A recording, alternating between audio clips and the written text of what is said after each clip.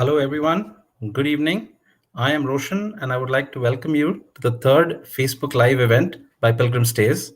After our initial two live events, the first one with Ashley and John focused on the Vatican, and the next with Father Praveen and Father Francis Xavier on the Holy Land of Israel, we are very pleased to this time bring you to everyone's favorite destination in India.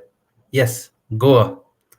We as Pilgrim Stays are a new company focused on Christian travel, and where better to start in India than Goa? Myself and my partners, Ivan Fernandez, Nigel Fernandez, and Peter Rego, are also very thankful to the support we have gotten over the years from the Archdiocese of Goa, including from His Eminence Archbishop Philip Neri. So, without ado, let me not keep you from today's program and let me introduce you to today's speakers. We have today two speakers. I'd like to introduce both of them one after the other. We have Frederick Noronha. Frederick is a Goa based independent journalist and alternate book publisher. He has worked in journalism and covered the region since 1983. He has worked for multiple publications in Goa and others like the Deccan Herald in Bangalore, the Telegraph in Calcutta, the India Abroad Indo-Asian News Service in Delhi, and has published a number of publications within Goa, the rest of India, and overseas. Since 2007, he's turned entrepreneur and has built Goa 1556, an alternative book publishing venture which has come out with 140 titles on various aspects of Goa, mostly non-fiction. Among these are Written in Stone by the Portuguese scholar Christina Oswald on the Jesuit art and architecture of Old Goa, and Passion in Paradise by Christina Fernandez, a German born photojournalist on the Goan face of Christianity and Catholicism. I'd also like to introduce you to noted historian Mr. Alan Machado Prabhu. Alan is an engineer trained at the prestigious Indian Institute of Sciences, Bangalore. He has worked and consulted in countries ranging from Australia to China and beyond. Besides his work, Alan has a deep interest in history, particularly of the western coastal region of India and the Christian community area. His first book, Saraswati's Children, is a well received history of the Mangalorean Christian community. He followed this up with a fictional work set in the time of the captivity called Shades Within Shadows. Most recently, his magnum opus, the 442-page Slaves of Sultans, is an extremely well-received book on the interconnected histories of Mangalore and Goa. He's actively working on a number of historical themes and has a forthcoming book on the history of early India from its colonization by out of Africa migrants in Harappa and the Aryan migrations. And he's also working on a book on the Goa Inquisition. Welcome, Frederick. Welcome, Alan. Thanks for joining us here on this Facebook Live event. Thank you. Frederick, Thank you, everyone. we will start with you. Alan, can you hear us? Yes, I can. Yes, fine. Okay. Frederick, we'll start with you first. I thought you could give a little bit of a overall introduction to Goa, and then we'll bring Alan in for a little bit more of a historical perspective. Hello and welcome to Goa, everyone. It's quite rainy here, and we've been having a heavy monsoon this year also, like in the last year. So I hope I go through this session without too many or too serious glitches. Talking about the rains, despite the infrastructure problems we have at this time of the year, we do like this time of the year. It's a time when Goa is clean and green. With me, of course, is Alan Machado, a friend for a long time, and both of us together hope to take you on a bird's eye introduction to this small yet complex, this colorful yet challenging, and this historic yet currently attractive place called Goa. For the first 10 minutes or so, I'm going to introduce you to this region so that you get an overview of what Goa is and also probably what Goa is not. Towards that goal, here is an introduction to 10 interesting faces of Goa, which you might find attractive and useful to follow up on. Needless to say, in a 1 hour period, there's a limit on how much you can learn about a place. But it could serve as an introduction to the place. You can find a lot of information about any of these faces, as I call them, of Goa or you can even contact me for further pointers and things like that. So let's get down quickly to our 10 pointers in 10 minutes trail. The first starting point of our tour is, of course, as you see to the right, Old Goa. It's called Old Goa in Konkani, which is the starting point of our tour. Of course, there's a lot of history before Old Goa, but the history of this place that we are interested in is also is today is from 1510. It is also a very well documented part of Goa and links to time when Goa, though small, played an important role in connecting with world history. My friend Alan will focus on this place, its monuments, churches, in far more details. I mean, Old Goa. So we will move on to other attractive faces of Goa for the time being. So if we could just move to the first slide, to the second slide. Can we please move to the second slide? So there are other parts of Goa, like local capitals in Chandor, which is about 35 kilometers from Panjim, and uh, also the capital itself, Panjim, which is now called Panaji, Nova Goa in the past, Onje in Konkani. So please keep in mind one aspect. Goa is a small state, not it's a small state, not a city. So while it may be the size of one or two Indian districts, it is a state. Getting across from one part of Goa to the other may involve some travel and some planning. You can either focus on one small area of your interest or you can plan a route which can take you to a number that are close by. Can we move to the next slide? Hello. Yeah, could we just move to the next slide, please?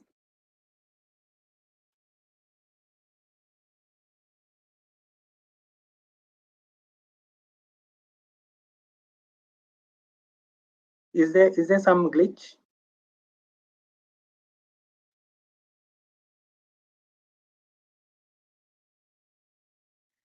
Okay, we'll catch up with the slides as and when the it gets moving. But for now, the first phase that I want to introduce you to is some scenic parts of Goa, which are like Old Goa, the islands of Chorao and Diba are very close to it, which are just off Old Goa. Some typical places which have a flavor of Catholicism, the mainly Hindu hinterland of Goa, and of course, which are very different from the coastal parts of Goa itself. Uh, as far as Old Goa is concerned, it could take you at least half a day to visit to do justice to the many aspects of the place.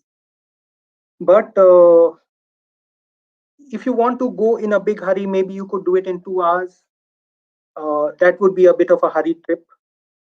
Yeah, so we are getting back to the slides. Can we just move to the next one if it's possible? I know, yeah. So this is, yeah, the previous one.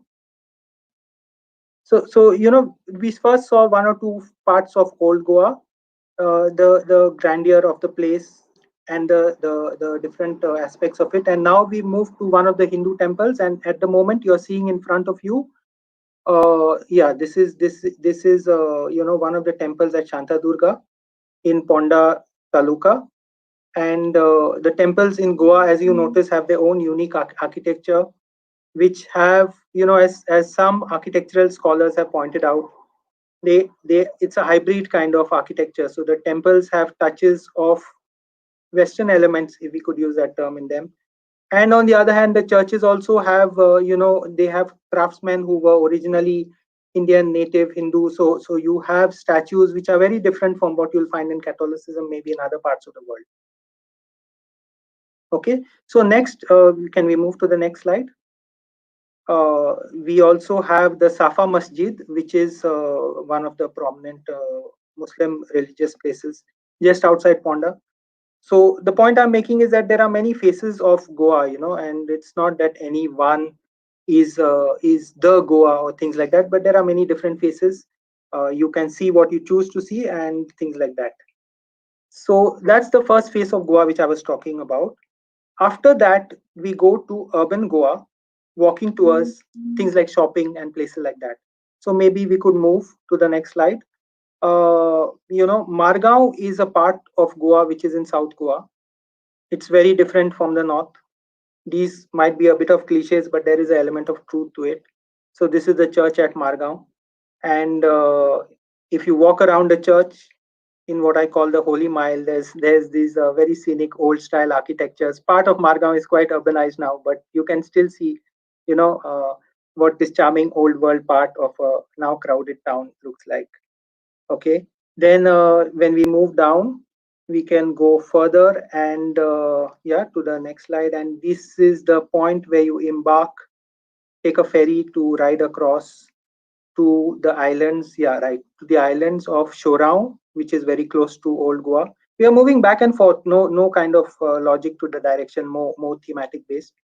And it's a very scenic ride to these islands where you can spend, a casual day and things like that. Closer to Old Goa, yeah, right, is the Museum of Christian Art. This is the entry to the Museum of Christian Art, and you can visit it and spend a lot of time visiting different aspects of Goa and its traditional heritage. So this is one of the few museums of Christian art in Asia, and it started in 1994 when the church and others got the idea that we need to preserve these valuable monuments. These are some of the old books preserved there at the museum, religious text and things like that, all very neatly categorized, nicely explained. You can talk to Natasha Fernandez, who is the curator of the place. They are planning a audio tour of the place. Some more monuments from the Museum of Christian Art, all very well explained there. Maybe we move on to the next, which is also from there. The next one or two slides are also from the Museum of Christian Art. And yeah, these are some shots from the locality. After that, we can also walk around places like Panjim, where the markets have a very colorful mix of what is on offer. Can we go back a bit to the market slide? And there you will see the kind of diversity that is prevalent in the markets. For some reason, Goa has got this place of being a spice trading center, or a spice center for spices. I think much of the spices are not grown here, but it's an old kind of legacy when, since colonial times, the spices were traded here. So tourists still come to buy a lot of spices. Though this, of course, is the vegetable and the fruit market. It's not the spices. Yeah. So then we move next to the Latin Quarter, which is the next slide, which is a part of uh, you know a very unusual face of Goa. It's a small part of Panjim at the entry to Panjim. And as one of my friend told me, like, when we go to the next slide, I've quoted him there. He says, "This is not India. This looks like Mexico to me." So it's very unusual, and it's a nice walk around where you can spend some time either in the morning or in the evening. It has a whole lot of restaurants and places like the old Pato Bridge, which is like hundreds of years old. Uh, the head post office and the old tobacco square, what used to be the tobacco square for trading in colonial times, of course, the San Tome Chapel and the 31st January Road and things like that. Okay, then we move from here. Uh, in Fontanes itself, yeah, correct. In Fontanes itself, there is you know places selling these blue tiles called azulejos, okay, which are Arab influenced Portuguese tiles. This particular painting is not from that locality, but I just wanted to show you the kind of results that can be achieved in it. So these are blue wall tiles, and this is a particular painting of Vasco da Gama in the court of the Zamorin or something like that. So you get these tiles which you can order, and maybe 3 4 days later pack it and take it home, which says your house number or your surname on your gate or things like that. So this is a new addition which has been recently, some years back, implemented in the area. The fourth phase which I want to talk about is Goa's musical phase, where, can we move the slide? Yeah. Where you find a whole lot of musical events happening, cultural programs, whether it is in the churches or outside of the churches, within the secular space, within the religious space, you have it both. And we move to the next slide. This is sorry, yeah, we wait here 1 minute. This is a performance in a church where the performances are actually held in some churches in the evenings and things like that on some days of the year. These are actually living churches which where the performances are held, so it's quite a nice setting to visit and to see. And yeah, again some more music slides. Yeah, the next one also. Yeah, this is a pipe organ at Rashol Seminary. Previous slide. A pipe organ at Rashol Seminary, which was huge and kind of restored recently due to this young priest called Father Montero, who's behind the keyboard. And I think Goa has 7 pipe organs or something of that sort. I had written about it some years back, so it's been a long time. And these are the the wealth of Goa, which is not recognized as such or not seen as a resource worth studying and looking into. Can we move? So Goa, though it has, though it's been having its impact on Bollywood and diverse cities of India, including Bangalore and places like that, I think musicians and bands have been Goa's ambassadors. This is true not just of Catholic musicians, Western musicians, but also Indian and Hindu musicians who have performed widely across the place. And while we are on the point of music, before we go to the next thing, there's one fascinating Konkani movie called Natsoya Kumpasar, which talks about the role of Goan musicians in Bollywood and things like that. Okay, so the next piece of Goa, which I'm pointing you to, is the art of Goa in the churches and elsewhere. Though, of course, in today's world, art is mostly a secular activity. This, what you see in front of you, is the restoration of centuries old church paintings. It's been done by local Goans, and the trainer came from the UK, and they are restoring the paintings one strand at a time. Very painstaking work, but very well done, and it's amazing the kind of results they are getting. The next slide takes you to Fundasa Orient, which is a cultural gallery in part of Panjim, in the Latin Quarter of Panjim again. And the paintings you see are being introduced by an artist, and they are by an artist called Antonio Xavier Trindade, who is called the Rembrandt of the East. And his portraits are really amazing and beautiful work. So yeah, so that's the fifth phase of Goa. The sixth is, of course, the food of Goa, which is unique, like all parts of India. It's tasty, sometimes colorful, sometimes difficult to photograph, but always tasty. You have, these are the sausages at the Friday market in Mapsa, and understanding the food of any culture can be a bit of a challenge, but once you get to know it, it's quite interesting and quite unusual. And like all parts of India, it has a lot of diversity in it. And the next is about, of course, the drink of Goa. The next slide, where we talk about the kind of alcohol that's available and things like that. I mean, yeah, unfortunately, alcohol has been pushed a bit too much in Goa, so there are mixed feelings about it. But it's also part of the local culture and things like that. So we have local winemaking traditions, and one of my school teachers wrote a book where he talks about wine from tropical fruits and things like that. So yeah, this is Goan style fast food. Yeah, the next slide. The next slide. Yeah, you are on the right one. It's Goan style fast food at Santa Cruz, which is just outside Panjim. So again, yeah, you get a whole lot of food preparations which are very, the kind of food that our grandmothers cooked and things like that. Very similar, much with coastal India.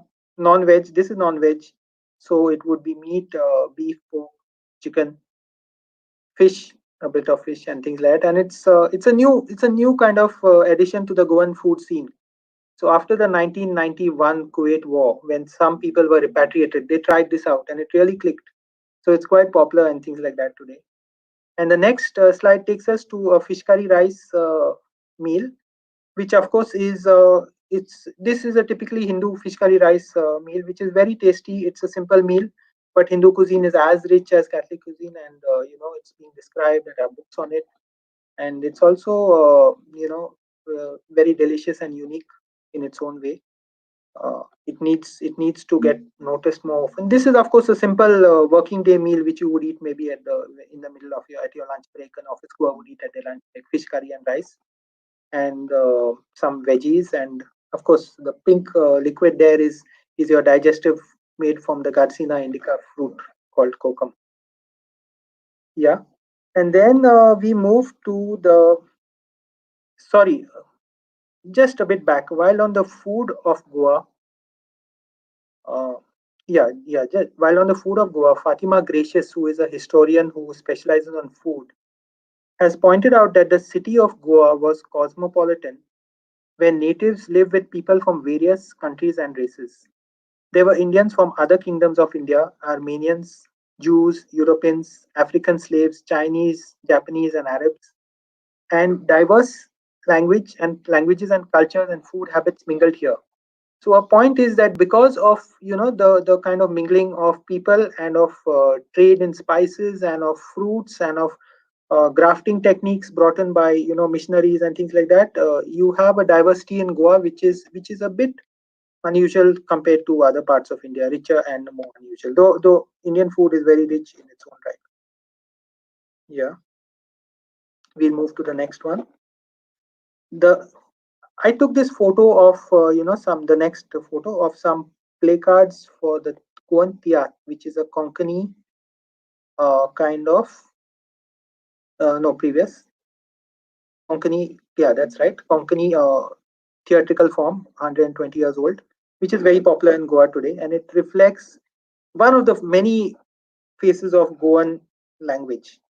So in Goa today, you have a complex set of languages used both in the past and in the present. Over the decades, Goans have written in a number of languages. By one count, maybe 18 languages or so, and they have published books in about 14 languages. That's according to Alessio Manuel da Costa, who was a librarian at the Central Library, and he has collated bibliographical details of some 11,000 publications written by local people, and 2,000 writers from Goa across the decades. So my point is that it's this diversity which kind of gets overlooked very often when we focus on the sun, surf, and sand kind of tourism that Goa has been mainly focusing on for a long time. So the other point where literature connects with culture and history and religion is that Portuguese missionaries or foreign missionaries belonging to the Portuguese Padroado are credited with having described different languages of Asia. So, they describe languages like Tamil, the languages of the Malabar, Marathi, Bengali, Konkani, Hindustani, Malayalam, Malay from Malaysia, Japanese, Chinese, Vietnamese, Amharic. So all these languages were being studied and worked on in Goa in past centuries, which makes the language mix very rich and vibrant here. The next picture, of course, is the felicitation of Dr. Rocky Miranda, who's a linguist from Mangalore, based for a long time in the US, and it also hints at the common shared Konkani heritage across the west coast of India, whether it's Goa, Mangalore, Bombay, Karwar, the full west coast areas in pockets at least. Of course, there are differences in dialect and in script. The script dialect are becoming less because you have tools like Conconverter, where I could take a Kannada script Konkani text and understand it in Roman or Devanagari or whatever. Okay, and then the eighth point which we are going to is about the this is again related to the past, where books printed in Portuguese, these are recipe books, are actually still available in libraries and things like that. Okay, yeah, we stop here. This is a reflection of Goa's print history. No, the previous slide. So Goa had had the first printing press in Asia, the first Gutenberg style printing press in Asia in 1556, which is why we call our printing operations, our publishing operations, 1556. So this is one of the early text that is copies of which are preserved at the Central Library and things like that in Panjim. So a lot of scope for finding out, the role that Goa played in bringing print to parts of India, parts of Asia, and also taking back knowledge from here, on plants, on traditional healing skills and things like that to Europe. So yeah, so that's about Goa's print history, which I think is an important phase because it connects both with what we would like to know and what religion brought in those days. The ninth point is about Goa's migration history. So, migration is one of Goa's little understood stories. So, Robert S. Newman, who is an anthropologist and you know uh, Goologist studying Goa for last 40 years or so, has argued that Goa has among the highest rates of outmigration in the world. So today, while like all parts of India, we have in-migration, we've had out-migration for a long time. And you find Goa connected in history with the Mangaloreans, with pockets of communities all over India, East Africa, the Gulf, and things like that. This table, it's hard to read, I agree, but it gives you a kind of impression of how many Goans were settled in different parts of the world at different points of time. So yeah, that's it. And the last slide, I mean, it's a little bit of something to catch your attention and things like that. It's a book which we've not yet brought out, and we are planning to bring it out. It's one of those books that takes years to come with, and it says Goa beyond the sun and sand and surf or whatever. So my argument is that uh, Goa is too complex a place to be judged merely on the basis of the current stereotypes about it. Unfortunately, tourism promotes Goa mainly from this sun and surf pace, which is interesting and it offers instant gratification, but it doesn't go beyond a point. And I feel that it's important that we go deeper into it. For example, Bollywood has portrayed Goa in its very odd, unusual way. In a book called Location Goa, written by the prominent journalist Mario Cabralisa, uh, there's an article by Deepak Gehlot which says that Hindi films have had many characters with, in brackets, Goan names like Pinto, Briganza, Fernandez, Gonsalves, De Costa, and De Silvas. Lots of Monicas, Rosies, Michaels, and Monas. Two films of Goan heroines named Julie have been made, and the legendary Bobby was also a Briganza from Goa. One of Amitabh Bachchan's most loved characters, Amar Akbar Anthony, was called Anthony Gonsalves. But I think all this is fine and it brings in large numbers of tourists. But if we want to go deeper, we need to look at what makes a place unique and unusual. So with that, I will end for now and hand over to Alan, who will take you in depth to Old Goa, and then you ask him and me some questions. Good Over to evening, you. everyone. Thank you for joining us tonight. I'll try to make mine as brief as possible. Roshan, could we have the first slide, please? Most of us would know Goa as the Rome of the East. Now, a modern traveler who has visited both Rome and Goa will find that a little bit strange, and he may think the gentleman who came up with that statement may have done so under the influence of a large glass of Feni. But actually, that was not so in the 16th and 17th centuries. There was a lot of similarity between the two. For one, Rome was built on hills, on 7 hills, and just the same with Goa as well. Here I'm referring to Goa as Old Goa. Uh, it was built on a number of hills, and you find many of these churches on them. Uh, you'll also find a very high concentration of churches and a lot of clerics and priests going around. Uh, both are the same in both the places. Another thing that may strike you as you may not be aware of is that when the Vatican was being built, the Sikh Cathedral was also being built at the same time in Goa. See, these were the two premier churches of both Rome and Goa, and they were being built at the same time. The Vatican was started in 1506 and completed in 1615, while the Sikh Cathedral was started in 1562. It took 75 years to complete. There is another similarity which many of us are not aware of, and that is that Christianity really started in the East, that is, in the area which we know today as the Holy Land, and it spread rapidly to Syria, Baghdad, and these areas. This was the Eastern variant of Christianity, and it spread from here to the West, and where it was persecuted in Rome for quite some time. It also spread with merchants and traders and was all along the west coast of India. You had settlements all over the place along the coast, in port cities. Uh, Now, in Rome, what happened was in the 4th century, the Emperor Constantine adopted Christianity as the state religion.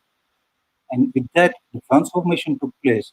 And we have what is now what we know as the Western form of Christianity. Uh, it is the trademark of this version is link between the state and religion. Both were more or less like, as has been called by one Muslim historian of the 12th century, uh, brothers in handling administrative things. In We know that this Christianity must have reached the west coast around the same time because the earliest settlements you have are still existing in Syria, among the Syrian Christians of Kerala. Uh, in the 12th and 13th centuries, the Pope started sending missionaries to China, trying to convert the Chinese nation. But this over the overland Silk Route, uh, this came to a stop very quickly because of the rise of the Mongol nation. Uh, these missionaries then came via the west coast. We have two interesting narratives written by two of them. One is Friar Jordanus, the other is Friar Odoric, on these settlements. They mention settlements in Kalyan. Kalyan is in Thane today, uh, where there were these settlements, as well as in Quilon in Kerala. Of course, these being from the western branch of Christianity, where describe these branches of Christianity on the west coast as heretics and Nestorians.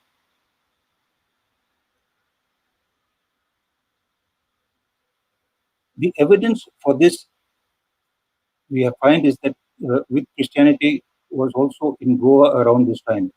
Uh, there is a cross. The next slide, please, which is called a Persian cross. And this cross that you see here is of basalt, and it was found in a place called Agassi on the Zuari River. The next slide, Roshan. It discovered in 2001 by Father Cosme, the gentleman you see there. And this is the cross. The next one. These crosses are found along the settlements in among the Syrian Christians and others. Now you'll notice a little difference between the cross that uh, Catholics are familiar with and this cross. For one, all the four arms are of the same size. The other difference that you'll notice is at the end of each branch of the three upper branches, you'll find three sort of flowery arrangements, which probably represents the Trinity. I'm not sure about that, but it could be. But the most obvious thing that you'll notice, the difference you'll notice, is that there is no image of Christ on this cross. These are the Persian crosses and belong to the Eastern sect. The next slide.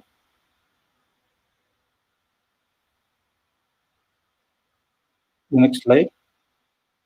Still more. Yeah. Now this is a very interesting photograph that I took when I had visited Goa on quite a few occasions. Here you see a clear understanding of what I meant. One of the viceroys of Goa mentioned that the Portuguese came to India with a sword in one hand and a cross in the other. What it meant was the sword was used to acquire some territory, and the cross was used to introduce a sort of a uniform cultural population right through all Portuguese territories. In other words, to create a globalized Portuguese state. Here, the cannons represent the cross, the sword, and the church in the background, the cross. That church is Bom Jesus, to which we will return later. The next slide.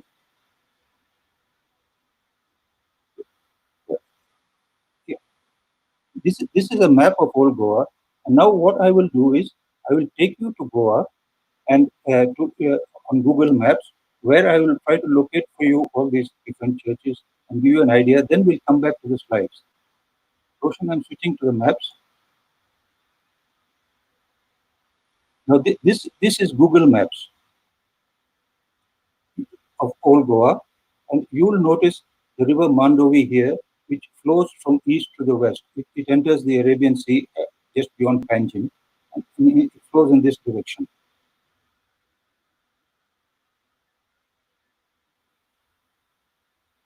Old Goa was captured by the Portuguese in 1510. Now, it was captured by, the Portuguese forces were led by Albuquerque, but they played only part of the they had only a part of the role in the capture of the city. Uh, in arriving at Goa, Albuquerque had met a man from Honavar in Karnataka. He was a mercenary or an official of the Vijayanagar forces, and he advised Albuquerque. He had made an acquaintance of Albuquerque, and he advised that instead of trying to attack an Arab force or the Egyptian and other force located near Egypt, uh, he would find that they were located right in Goa itself. So, along with help of Timaya ships, and maybe about 3,000 soldiers, Albuquerque attacked Goa and took Goa in March 1510. Very shortly, the Bijapur forces, Goa was then under the Adil Shahs of Bijapur. Very shortly, the Portuguese were evicted. By the time the monsoon had arrived, and so the Portuguese navy was stuck in the Mandovi somewhere on the other side of the river, and they remained there till November. On 25th of November, Albuquerque decided to take Goa again. That was the feast of Saint Catherine, and that is why Goa's patron saint is Saint Catherine, and she was also the patron saint of the viceroys. Now, what you see here,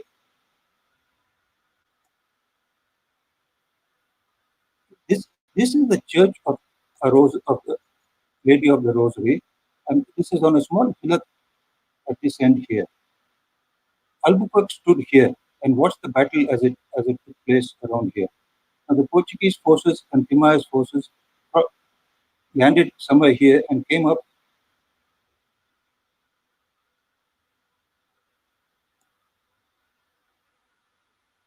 and entered the city through a gate here. And this is where Albuquerque built the first church. It's rather a chapel than a church. I'll try to give a little bigger picture. I'll take you to the slides later on, but here is where you see the chapel. And it was obviously named after Catherine. So it's a chapel of Catherine. It's a small one, the first one of course of mud and straw, but it was soon rebuilt with laterite. Next to that, you see the Church of St. Francis. This is the church. This is a Franciscan church built on land that was acquired by the Franciscans in 1517. I'll give you a little more detail when we come to the slides. Here is the Archbishop's Palace, which is now a museum. It's well worth a visit. As you go further east, you come to the Say Cathedral. This is the Say Cathedral. where construction was started in 1562. Uh, Goa had become a bishopric in 1534, and it was felt that this church of Catherine, Chapel of Catherine, was a bit too small for, for,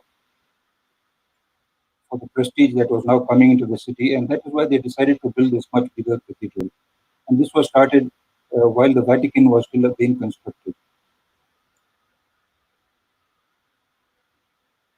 The photograph of Bomb Jesus was taken from here. See, you find those two cannons right here, and Bomb Jesus is across the road.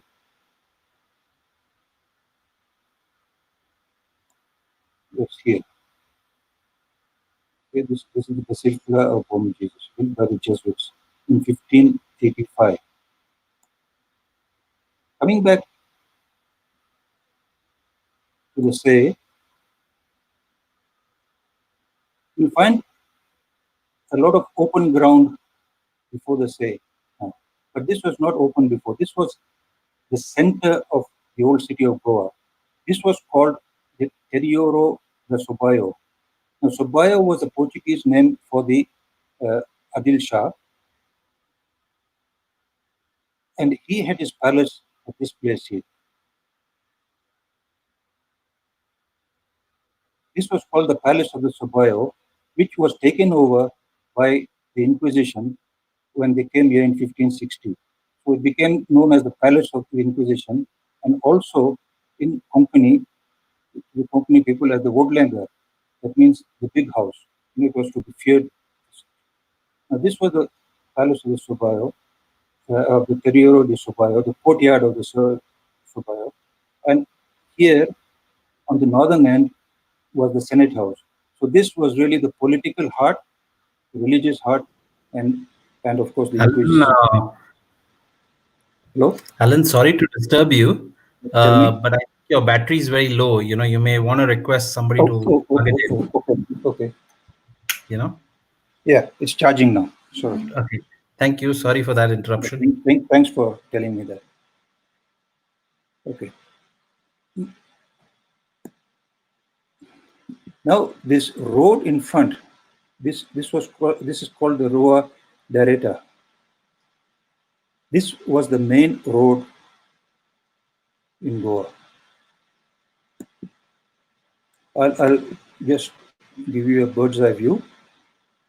It's really just about a kilometer in length, but it was the heart of Goa, old Goa. It began here on the river. Began here at the river. These were the galleys where the ships landed. This is where the road began, and this is where was the palace of the viceroys. It was also known as the palace, Palacio de Fortaleza. That means the fortress, palace of the fortress.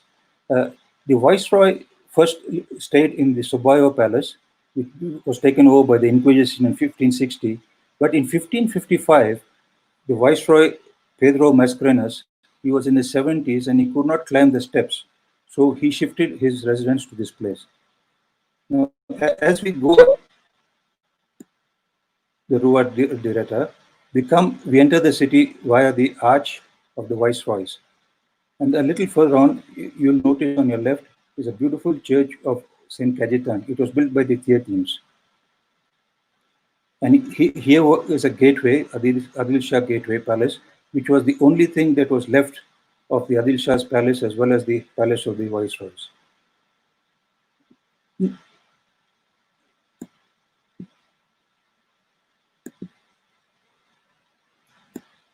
The Terioro de Sobayo comes about midway on the Rua Direta, and this main road ends at a place which today is called the Gandhi Circle. But here was the Church of the Misericordia. And a little further on, you had the bazaar, just here. This was the bazaar. You'll notice, I don't know if you can see that, but the name given to that bazaar is called in Konkani Hat Katro Kambo. That means it's the place in Konkani. What it says is that is the place where the hand was cut of criminals. Now, this name is really a mischievous name given very recently by certain interested parties. It's really the pillory, and that has been described by the Archaeological Survey of India as a pillory. Now, a pillory is something like the stocks in medieval Europe, where they used to keep petty criminals exposed to the public, and they could throw all rotten vegetables and other things, a sort of humiliation. At this pillory, they could also have been those who were condemned to a bit of whipping. Whipping could have been undertaken here, and basically it was a preventive measure. Let's get back to the Gandhi Circle. As you move towards Panjim, this was the old road to Panjim. As you move towards the Panjim, you come to the Basilica of Bom Jesus. Then further on,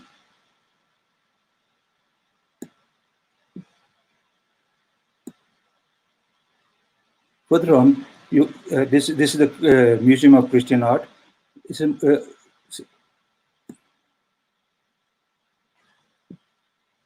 it is housed in Santa Monica, in the convent of Santa Monica.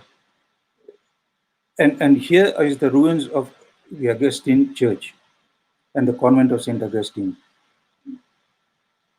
Why I'm taking you here is also, apart from there being of interest as churches, in St. Augustine, one of the auto de fas of 1650 was held.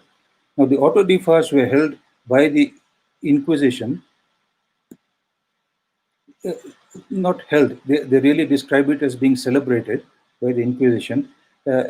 And they were celebrated as they have been badly misrepresentative, and everything about the Inquisition comes in black and white. But really, you've got to look at it in shades of gray. And these were really ceremonies of reconciliation of heretics.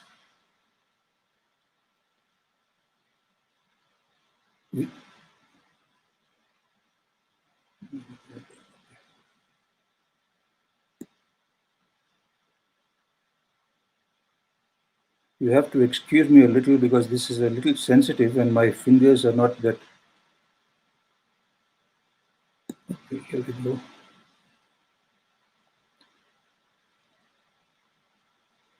On the other side of the road,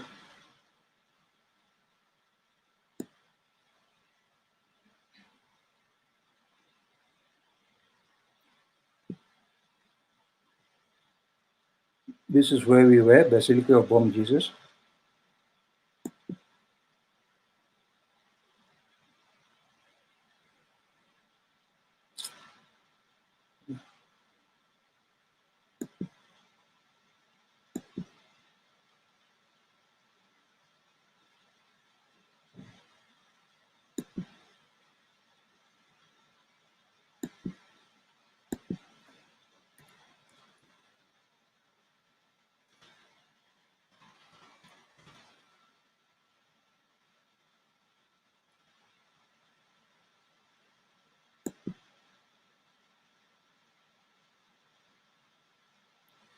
As you go to the other way of the road,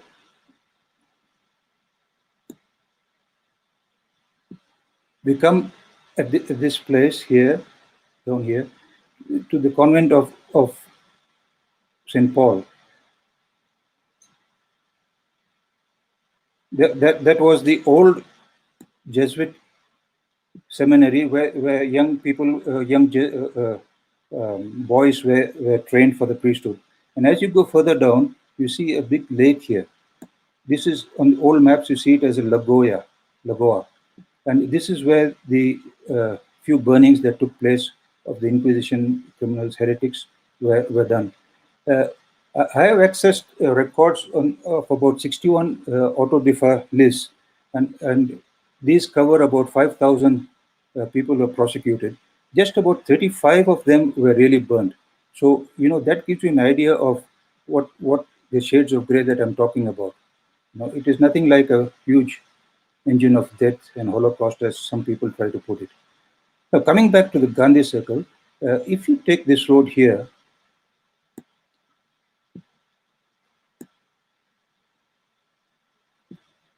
down here behind the Church of Cajetan. This place was where the Dominican church was. It was at this place on the day after the burnings that the portrait of the condemned were hung up there at this chapel as a warning to others. And if you turn on this road before that, you come to a hillock which is called the Lady of the Mount, on which the chapel of Lady of the Mount was built. Now this is the chapel that Albuquerque built, the second church that was built in Goa, and it's right on a mount. It's rarely visited today, but it has been restored by the Fanda Shah. And from there you get a very panoramic view, which I will give you when we get to the slides. If you go along further on this road,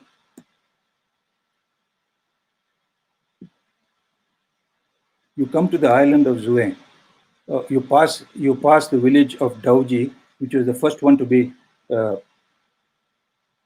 Christianized, and then you come to the island of Zue, where you will find another old church. It was on this island. This is the Dauji terminal, and then you cross over, and this is Zue. And it is on this island that in 1683, Sambhaji's army landed up, and Goa was about to be taken. And it's on that night that the viceroy had the tomb of Francis Xavier opened and laid his baton on his only arm that was there, saying that, look, now I hand over Goa to you. And what happened was the next day news came, the Maratha army had dispersed because news had come that a Mughal army had approached, and so they retreated. Now let's get back to the slides. Roshan, I'm coming to the slides now. Roshan?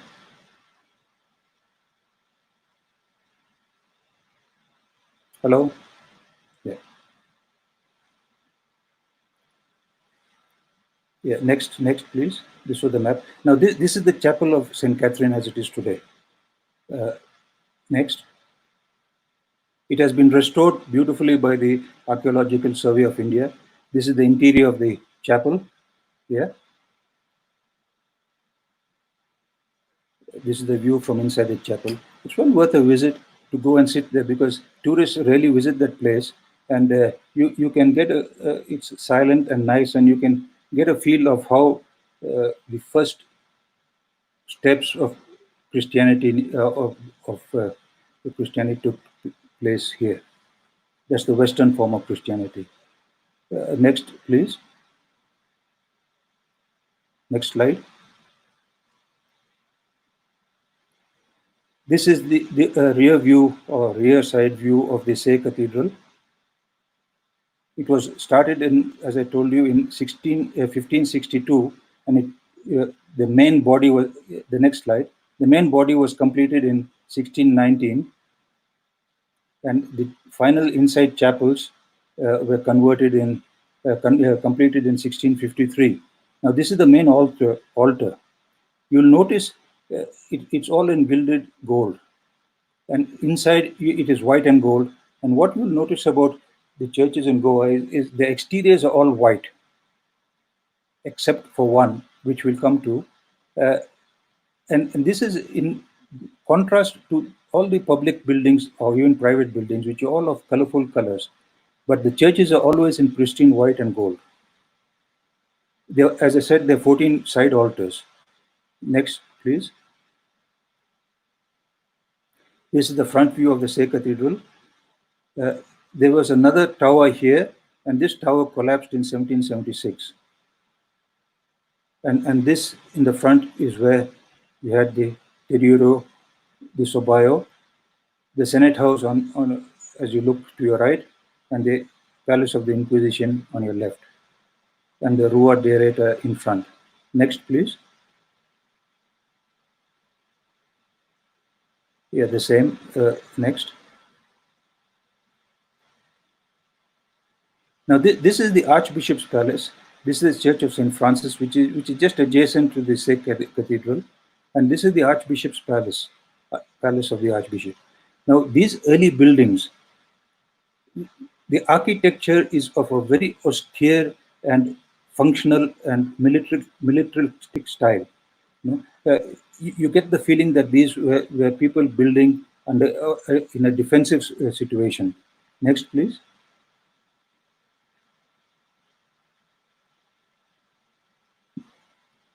Next slide. This Church of St. Francis was built on land that was uh, obtained by the Franciscans in 1517, and that land was owned by a Taneda who was called João Machado. He's no relation of mine. He was a renegade Portuguese, and he had learned some of the local languages in here and helped Albuquerque in the negotiations between him and the Bijapur officials during the on conflict in which Albuquerque took over.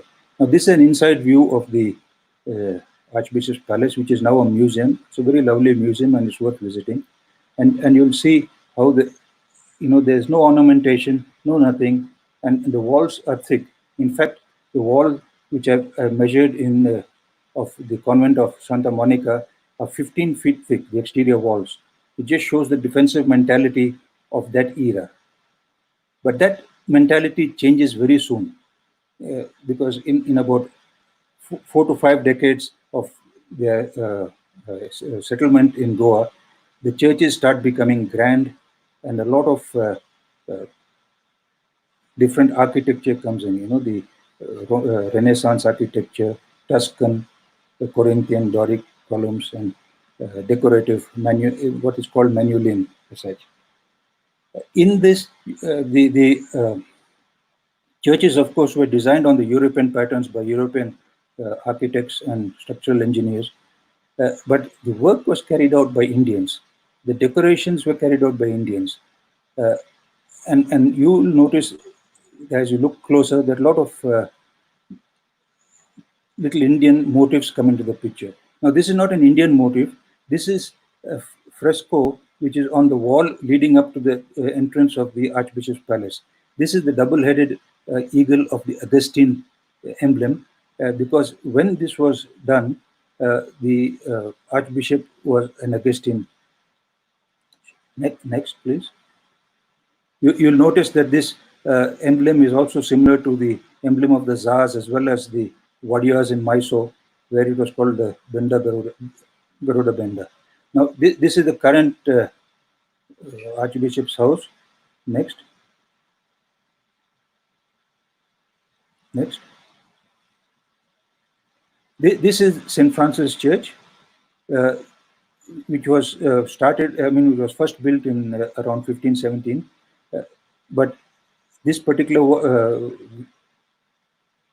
building was completed in 1661. It was rebuilt. Next, please.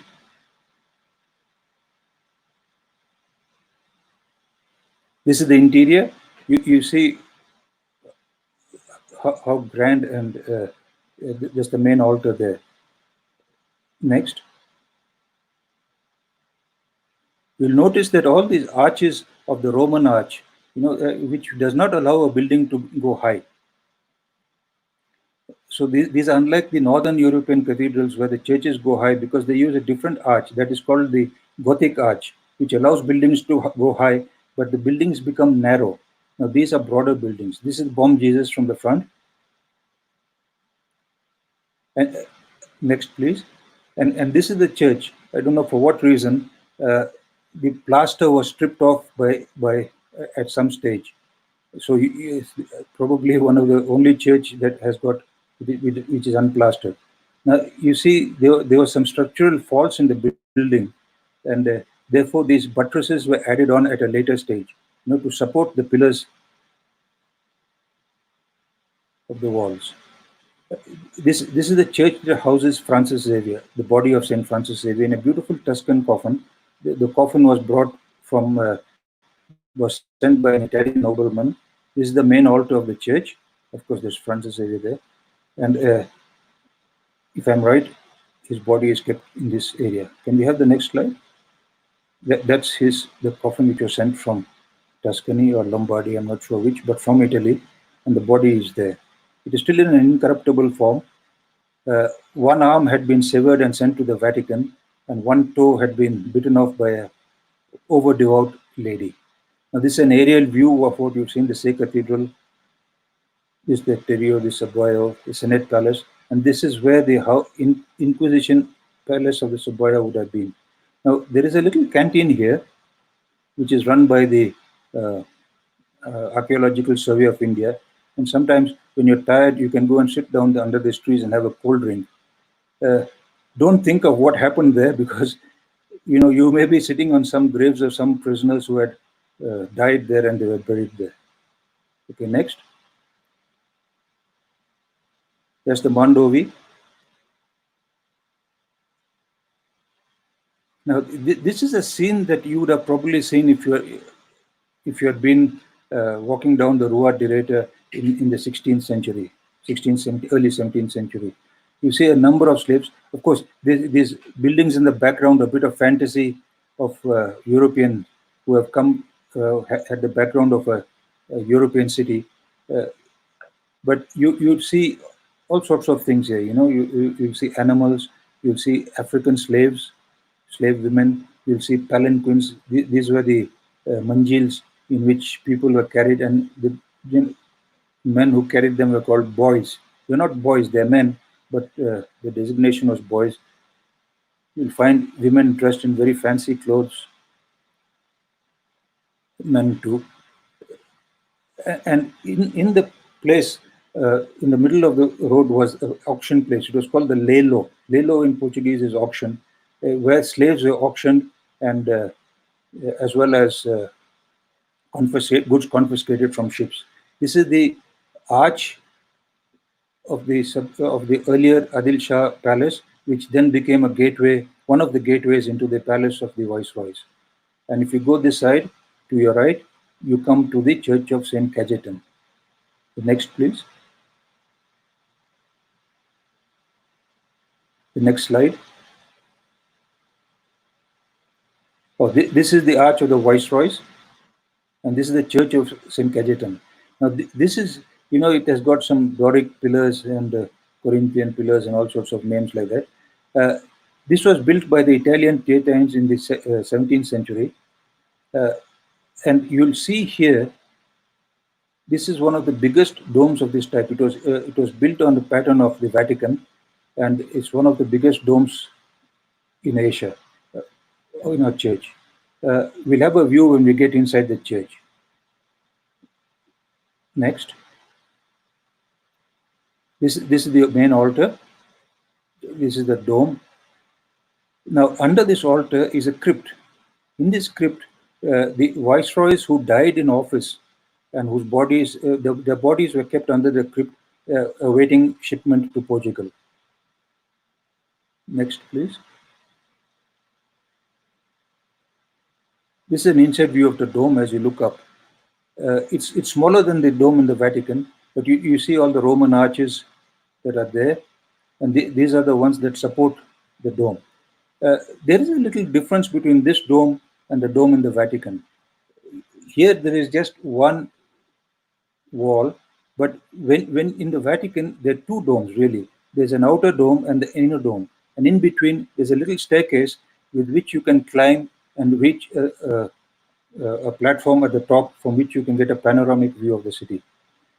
This is an aerial view. You see the Mandovi, and this is the church, St. Cajetan's Church.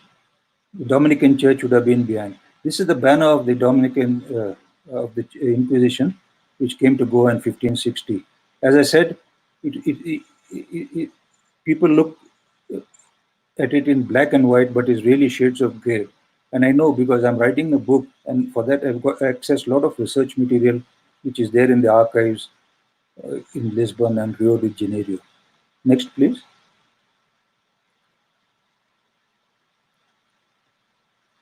This is the ruins of St. Augustine. That is Santa Monica there, and that is the Church of St. John of God. Now, this is one of the only towers that are left standing. This was the church inside here, and on this side you had all the convent where the priest stayed.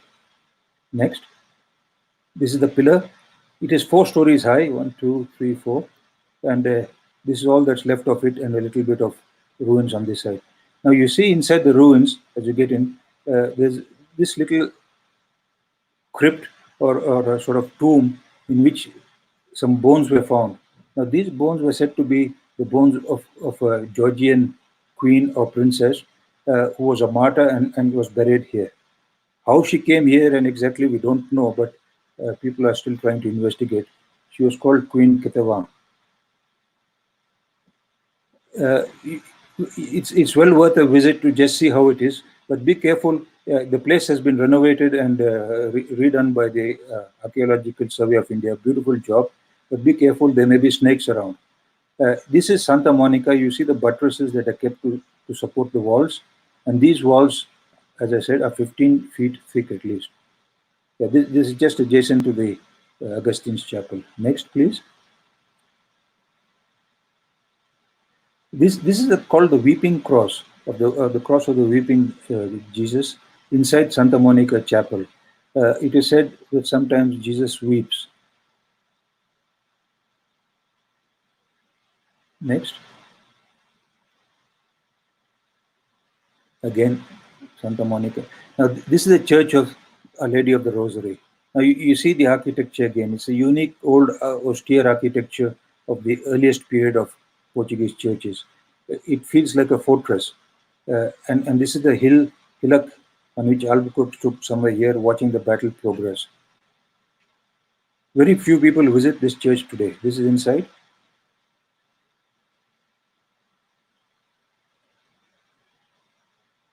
Yes. This is the Arch of the Viceroys. You'll find our friend Vasco da Gama standing up there. This formed one of the gateways into the old city. Next. It has been rebuilt a number of times, so this was not how it was. Now, this is the facade of the only thing that is left of the uh, convent of Sao Paulo. That's the Jesuit St. Paul's, the Jesuit college where the young boys were trained. It is because of the name St. Paul's that the Jesuits in Goa were called Paulistas. Next.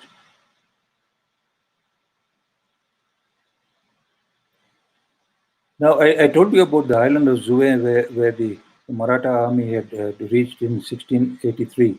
Now, this is the church over there. Zue is also called Sao Esteban, that is St. Stephen's Island, and this church is named after him. Next, please. This is an aerial view. Now, Zue is a small place. It was a borderland. Next.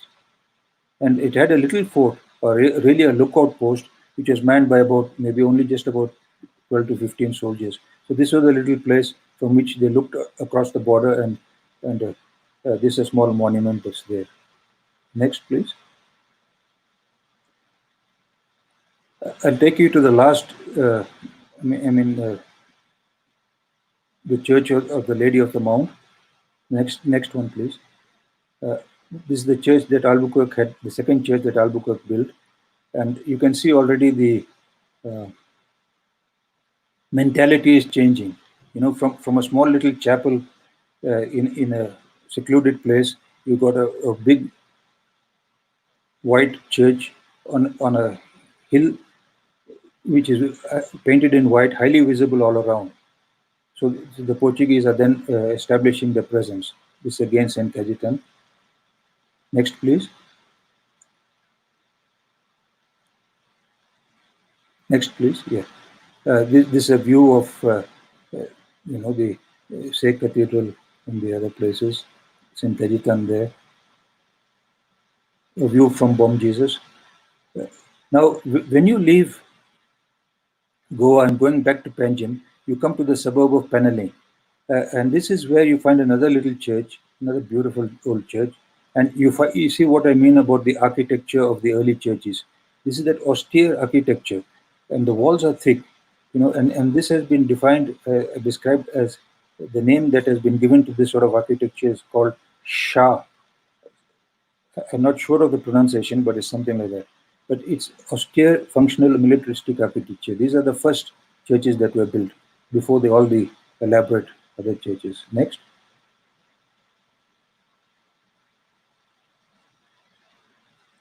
Now this is in Panjim.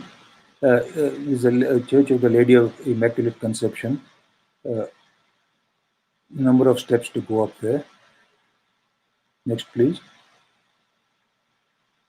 Inside the church, again a beautiful golden altars. Next. Now this is the last church I'm taking you to, and this is just close to the Church of the Lady of Conception in the suburb of Fontainebleau. Now Fontainebleau is the place with all those colorful little buildings which Frederick called the Mexican Quarter. Now this is the chapel of Sao Sebastião. The reason why we have come here is for what it preserves inside. Can we have the next slide? This is the altar. And on the right side, the next slide, you'll find a crucifix. This was the cross. This cross is the cross which once hung in the palace in the hall of the Inquisition. It was the Inquisition cross, and when prisoners were brought for interrogation, they were asked to affirm that they would speak the truth and nothing but the truth before this crucified Christ. But what you'll find in this Christ, this is a very different Christ from the Christ that you find in most crucifixes where the head is bowed and suffering. Here the head is erect. And if you look a little closer, you'll find the eyes are wide open. They're made of glass, and they look blue and gray. And when somebody looks at it, you feel as if Christ is looking straight into your heart, and you have to say what is there. No lies, just the truth. Now, this has been quite, we'll end at this stressful note that if you, and you can relax a bit with the next slide, go back into Fontainebleau. As you step out of the chapel of Saint Sebastian, you find these beautiful little colored houses in a blue, red. There's a little well there. There are steps. And this is the Latin Quarter. And if you feel a little hungry, you can just stop by a number of restaurants. Next one, please. Next one, like the Caravella up here. You get some lovely food there. There's another one there. All over the place. So this is where you can relax. And this is where I will hand you back to Roshan to take you on to the next round. Thank you very much for your patience. Thank you. Thank you, Roshan, Alan. back to you. Here I will want to recommend, thank you, Alan, for your immense knowledge and sharing it with all of us. I must tell everyone that Alan's book is his new book is upcoming. So this is his old book which I have. It's an excellent book and you must get it. I've put on the screen where you can get it on Joy of Gifting. It's been published by ATC Publishers, and it's a must read. I will let Alan tell you more, but essentially it's about the Mangalorean community and their trials and tribulations with Tipu Sultan. I will now just give you. We will sum up, and we will also get Frederick in to take some questions. As you all know, I mean, I don't have to tell you much about Goa. I thought we'll just end with, before some questions, it's some beautiful scenes in Goa. Goa is, of course, churches, but it's also Christianity, and the church has brought a lot of different, vibrant culture. A lot of this is visible in the homes of Goa.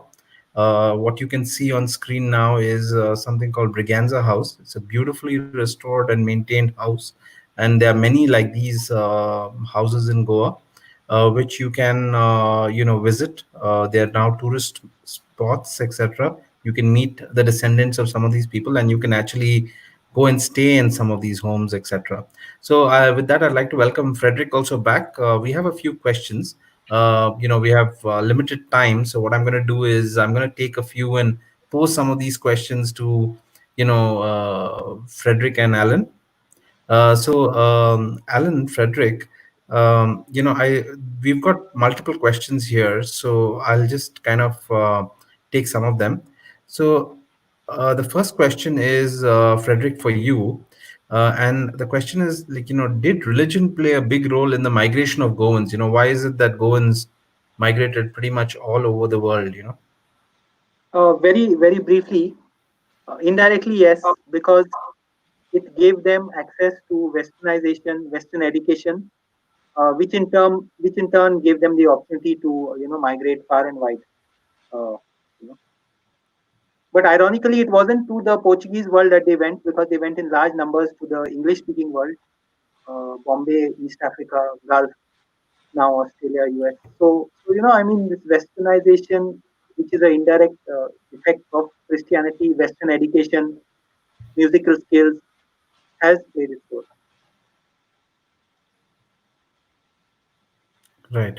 The other question is, maybe Frederick or Alan, either one of you can take this question. Can you suggest any books about pre-Portuguese Goa? Are there many? I have personally not come across too many historical books on this, but there are articles and other things, and there could be a bit of fiction, and maybe Frederick may be able to answer that a little better. Yeah, then see, the question always comes up, why are you all obsessed with the Portuguese era of Goa? But the fact is that this era is better documented. There have been books written on the past, which are like Gerard Pereira's, pre-Portuguese. We seem to have lost Frederick. So Yeah, we'll but move to the next question. yeah, Alan, yeah. the next question is for you, and it is: was the heart catro combo, was it used during the Inquisition? Do you think, or was it before that? The Inquisition was never involved in actually carrying out any sentences. They only decreed the sentences and then they were handed over to the secular arm. The secular arm was the same that undertook the sentences of the civil courts as well. Uh, this pillory, uh, it's better to use the word pillory because that gives a more accurate picture. It was where these little uh, petty thieves or criminals would have been chained and maybe whipped a bit. But the Inquisition was never involved in actually carrying out any sentences. Got it. And for those of us who don't really know much about the Inquisition, Alan, can you summarize who were these people and what was actually happening during this time? See, the Inquisition really, you can talk for hours on it, but I'll try to summarize in a very, very brief time. Now, there were different Inquisitions. You had the Inquisition in Spain, you had the Inquisition in Portugal, and later on you had the Inquisition in Rome. But the word Inquisition really means inquire. It's an inquest, and the way it went was people either approached the Inquisition, for particular carrying out certain offenses which are proscribed, and then they were denounced or they were came in voluntarily, and then the inquiry was taken up. Uh, the Inquisition was brought in Portugal. It was established in 1536, and where primarily it was to investigate uh, the Judaism and Muslim influence among Christians who had been forced to convert. See, so that eventually, when many of them came to Goa in 1566, this Inquisition landed up here. The first inquisitors came. Later on, the objective changed, but the primary aim of the Inquisition was to inquire against heretics. Now, heretics is not just something. Heresy is not something just about against the religion. Anybody who sort of had a different view and promoted a different view was called a heretic. But heresy in Roman law also meant treason against the state, because what I've talked to you about is state and religion going together. Now, and this happened, and the origin goes back to Rome again, where you see Rome had multiple gods, and all of them were worshipped, and they were gods that were worshipped as being protectors of Rome. So any other god that had something, even if he was a Persian god or something, if he was looked at benefit, could have been worshipped. The Romans accepted it all. But Christianity is different. Christianity says there is only one God, no other God. And this is where the conflicts came and heresy started coming in. So heretics were Right. also considered prisoners, and they were inquired, sentence was passed, and then they were handed over to the secular arm to carry out the sentence. Right. That's in brief. Now, Alan, this is the other question that people usually have. So the question is around Konkani, and in Mangalore, the Konkani is a little different from the Konkani spoken in Goa. And is it that these, because, and it's, most people think that is it because that Mangaloreans migrated from there and then there was a Portuguese influence, and so is the Mangalorean Konkani more similar to the Goan Hindu Konkani? This is a Can I common come in? question that most people. You see, Can I Konkani come in, itself. Roshan? Yeah, Yes, go ahead. yes. So Frederick, please, please Yeah. go ahead. So actually, the influences of different languages were different. No, so like in Goa, you had a Portuguese influence and Marathi influence, and whereas in Mangalore, you had retaining of the original influence and also a Kannada influence. So it's but natural when you are separated by distance. The Got it. I think Can we I come seem in to here? have lost. Yes, yes. Go ahead, Alan. Okay. Now Konkani in Goa itself is very different. There are so many different dialects. You got the Bardezi dialect, you got the Antruzi dialect, you got the Salsette dialect, then you got the dialect of the Kunbis and Gaudis. It's all different because really Konkani has many different origins, or rather, it's a coming together. Now, what brings these languages into a form Konkani today is a sort of requirements of an administrative nature, and that is where writing comes in, and then you get some particular forms of Konkani.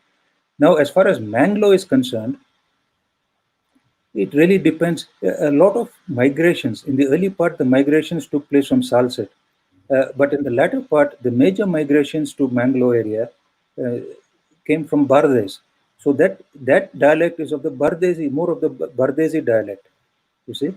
Uh, the reasons for migrations again towards the south, uh, I think religion played a minor part there. The major part was because of economic reasons.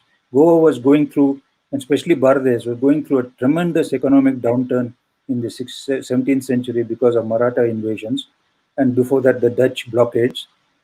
And there was a tremendous economic pressures. Plus, there were a lot of continuous incursions, which created problems for people living there. So this was the major cause of the migrations, which you can see from the documentation.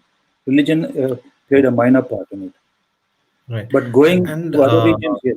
Alan, What Frederick said. I noticed that you mentioned, that some of these documents are in Rio de Janeiro. Yes. How was Rio connected to, and why did the documents land up there? Yes, that's a simple reason. You see, somewhere around at the beginning of the 19th century, I don't know the exact date, but at least it was there by definitely by 1812. The king had left Lisbon because the political situation had changed over there, and it had become a sort of republic or something like that. So the court had migrated to Rio de Janeiro. Therefore, Oh, when the order was given to finally close the Inquisition was first closed in 1776, but then again it came back a few years later.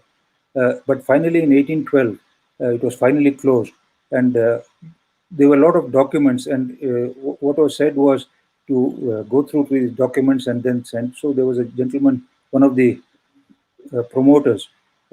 He was called, I think, Noronha. I think maybe Frederick's relation. I don't know. Uh, so he went through all these documents and selected the important ones and sent them to Rio, and the rest were burnt. But earlier documents went to Lisbon before the king left. Yeah. So there's a good archive, and these archives are just now being okay, investigated got it. in the Now the last. other question, I think, you know Please go the now. other question, Alan, that I think comes to most people, because you showed the Eastern Orthodox cross. So is it that they just came and it maybe just died out and then the Portuguese came, or is it that that there were a significant number of people, because we don't really hear of Goans who are following the Orthodox rites, right? Yeah. You see, the difference in which these two sects came. The Eastern sect was brought by traders and merchant communities, who settled down in the ports for trading activity. Uh, and they did not have any support or any state supports or anything, except in Kerala, where the Syrian Christians have become quite prominent and are still a very prominent and powerful community. In other parts, these communities were small and they died out. But they survived for a long time because, you see, they must have survived for at least a million, I mean, 1,000 years. And they reached Indian shores at least 1,000 years before the Portuguese came. Right. Wow. Okay. So now we're going to take a few more questions here, and then I think it's late. We've already been on for an hour. So the question here is, how was the palace of the viceroy destroyed? Would you be able to shed some light on that, Alan? Yes, certainly. Now you see, when the capital was shifted from Goa, from old Goa to Tanjim, uh, these buildings rapidly deteriorate in the monsoon, and very soon they were just ruins. Uh, there was an attempt to uh, refurbish or revitalize old Goa, but then the attempt was given up because of plague and other diseases. And these buildings were order was given to bring down these buildings and carry the material because they have valuable bricks, I mean stones and other things, and they were used in Panjim to build up a lot of these buildings which are there today. Got it. Okay, with this, I'd like to thank you, Alan. We've got a lot of messages thanking you and Frederick for the the information packed and also the great photographs. I must thank you for that. I'm just putting a few of those messages on screen, and just closing with a big thank you from all of us at Pilgrim Stays, myself, Ivan, Anil, Nigel, Herman, and pretty much the entire team. Thanks for taking the time out, sharing your knowledge with us. I'm sure I speak for all the audience that it's been an amazing virtual tour, in fact, and a side of Goa that we've till now not experienced, even though I've been to Goa many times. So thank you so much, Alan. Thank you.